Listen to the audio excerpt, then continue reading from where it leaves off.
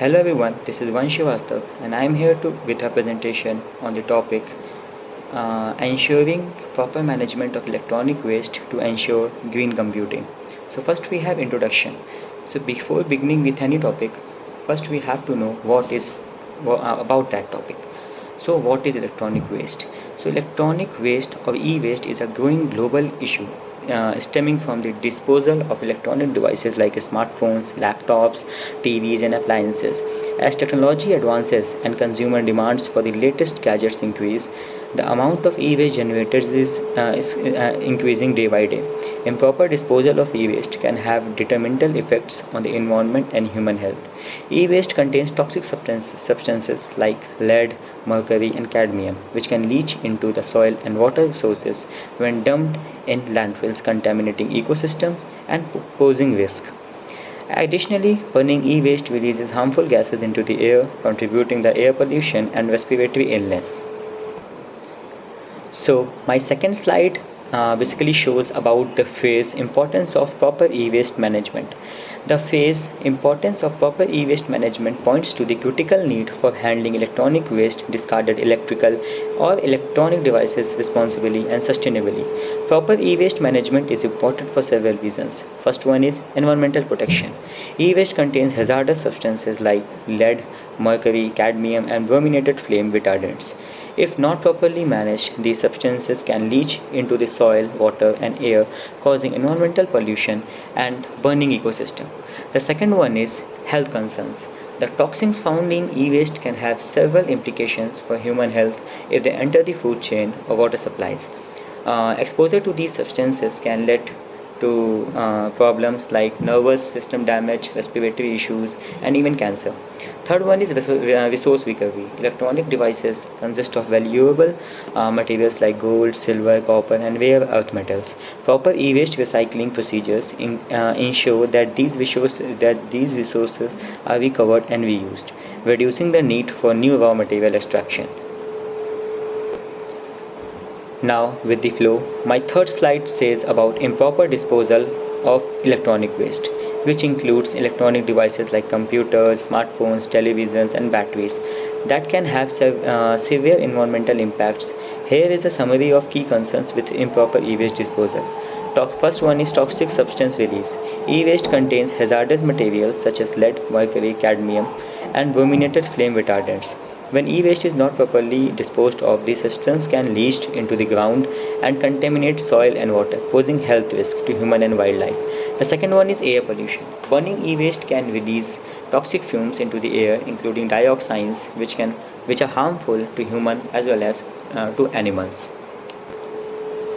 So my fourth slide is about hazardous materials in electronic devices, which refer to substances that can be harmful to the environment or human health and are found in various components of electronic products. As technology has proliferated, so has the concern over the safe handling, uses and disposal of these devices due to the presence of such materials. Some common hazardous substances found in electronic devices include lead, cadmium. The first one is lead. Common hazardous, often used in solder and older cathode ray tube (CRT) displays. Second one is mercury, found in certain types of batteries and in some backlights of LCD displays. Third one is cadmium, which is present in some semiconductors and also used in order rechargeable cadmium batteries. The next is beryllium, used in connectors and springs. Beryllium compounds can be very toxic if inhaled. The next one is brominated flame retardants (BFRs), used to reduce the flammability of plastics in electronic devices but have raised health concerns. Next is arsenic, which is used in certain types of semiconductors, and there are many more hazardous substances which plays a very crucial role in electronic waste and damaging the health of a person. Now the next slide is recycling and reuse of e-waste. This topic pertains to the environmentally responsible process of handling electronic waste, discarded and electronic devices. E-waste recycling and reuse involve recovering materials and components from old electronics to be used in new products, which helps to reduce pollution, save resources, and minimize the environmental impacts of mining and manufacturing new materials. Recycling e-waste typically involves several steps. Like first one is collection and transportation. E-waste is collected from drop-off centers, electronic retailers, or through dedicated recycling events and then transported to cycling facilities. The second one is manual sorting and dismantling. The electronic items are manually sorted and dismantled to separate components and materials. The next is mechanical shredding and separation. Materials are then mechanically shredded into smaller pieces. Magnet, eddy current, and other separation methods are used to separate different materials like metals, plastic, and glass. Next one is chemical treatment. Some processes may use chemical treatments to retrieve precious metals from circuit boards and other components. Now, next slide is about responsible disposal of e-waste. E-waste often contains hazardous materials such as lead, cadmium, mercury, which can be harmful to both human health and for environment if not handled correctly. Responsible disposal involves several key practices. Like first one is recycling. Instead of throwing away old electronics, one can recycle them. Many components of electronic devices can be recovered and reused, which conserves natural resources and require less energy than producing new materials. Second one is donating and selling. Functional electronics that are no longer in use for a user, for a person, he or she can sell it to somebody else so that it can be of use for someone. The third one is manufacturer take-back programs. Some electronic manufacturers offer programs to take back their products when consumers are ready to dispose of them. The next is certified e-waste recyclers. It's important to ensure that e-waste is handled by certified e-waste recyclers who follow proper protocols to avoid environmental contamination. Now we are with the regulations and policies for e-waste management. So this refers to the laws and like electronic waste or e-waste encompasses a variety of discarded electrical or electronic devices. Proper management of e-waste is very necessary and very crucial role because due to its potential environmental and health impacts. Regulations and policies for e-waste management typically aim to, first one is prevent illegal dumping. Like illegal dumping means many regulations prohibit the unlawful disposal of e-waste, which can lead to environmental contamination and health hazards due to the toxic substances contained in electronics. Second one is promote recycling. Policies are often designed to encourage the recycling and recovery of valuable materials from e-waste such as gold, silver, copper, and rare earth metals. Third one is producer responsibility. This principle holds producers of electronic goods responsible for the end of life management of their products, sometimes through take back programs or by funding recycling efforts.